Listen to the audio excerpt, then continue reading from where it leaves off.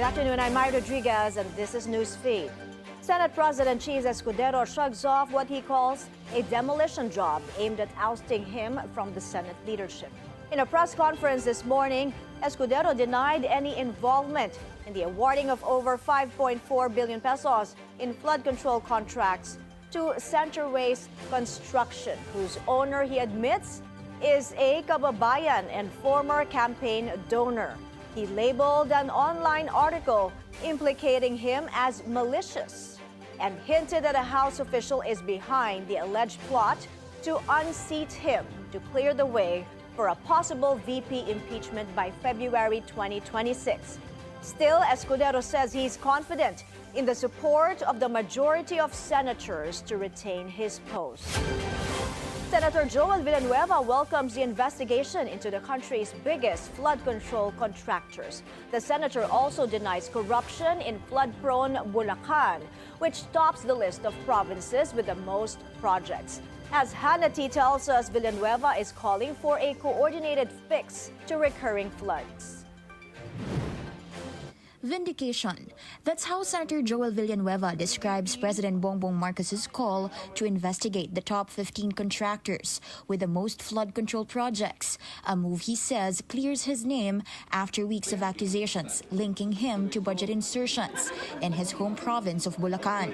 Siguro vindication at clarification ito ng mga pangyayari na naganap the past few weeks, I would say, especially in the light of the election of Senate presidency, dahil kami ni SP Cheese na drag doon sa kung ano-anong chismis at fake news about flood control.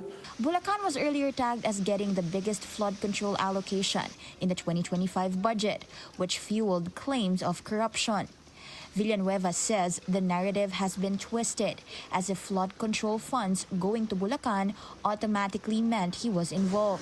Tapos nababaligtad pa po tayo na ito daw ay napunta sa Bulacan, at pag napunta na sa Bulacan, may kalokohan na, at pag may kalokohan na, si Joel Villanueva. In PBBM's report, Bulacan tops the list of provinces with the most flood control projects. It also ranked 5th among provinces that are flood-prone.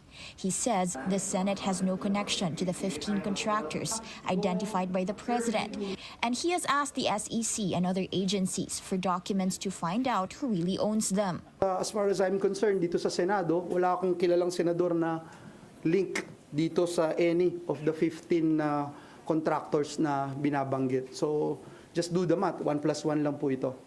From July 2022 to May 2025, about 545 billion pesos were allocated for flood control.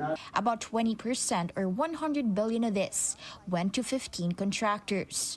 Villanueva is now pushing for an impartial investigation and a unified master plan for flood control, warning that patchwork projects, despite billions in spending, will keep failing without a strategic approach.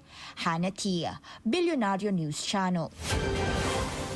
In sports news, Gilas Pilipinas showing heart and grit in the FIBA Asia Cup. The Philippines escaped host nation Saudi Arabia in an overtime thriller early Tuesday morning, 95-88.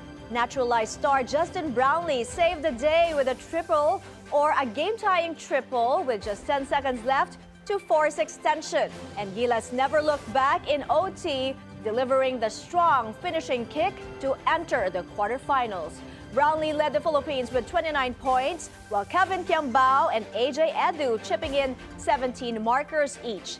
In a post-game press conference, Gilas head coach Tim Cone praised Brownlee for being a reliable presence, especially in clutch moments.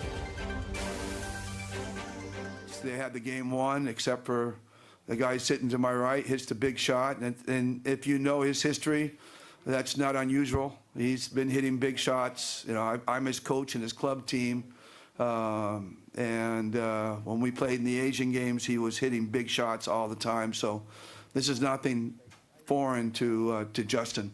Hit that big shot, and then we came out and played very well in the overtime. Up next for the Philippines is tournament favorite Australia on Wednesday. And Heart Evangelista is serving icon status as Harper's Bazaar, Singapore's first ever guest editor and cover star for its July Championing Asia issue. Draped in a stunning Michael Leyva Filipiniana and Tiffany jewels, she's not just the muse, she is the moment. Turning 40 with power and poise, Hart said that clarity comes from embracing vulnerability, a true testament to timeless style and strength. Also in the spotlight were Filipino designer Michael Leyva and creator David Gison, proving that Asia is the runway to watch. Stay with the Billionaire News Channel. I'm Mai Rodriguez. Good afternoon.